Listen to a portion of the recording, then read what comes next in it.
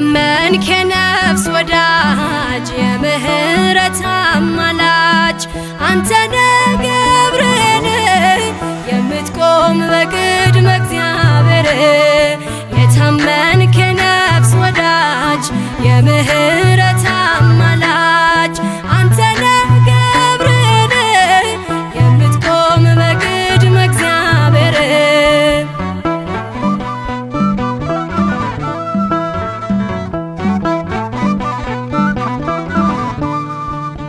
ነበልባሉን ውሃ ረከው ሰንሰለቱን በጣጠስከው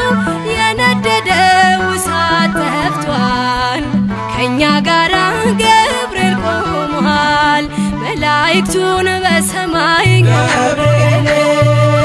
እንዳረጋጋክ ገብርኤል የአምላክን ሰው መሆን ለድንግል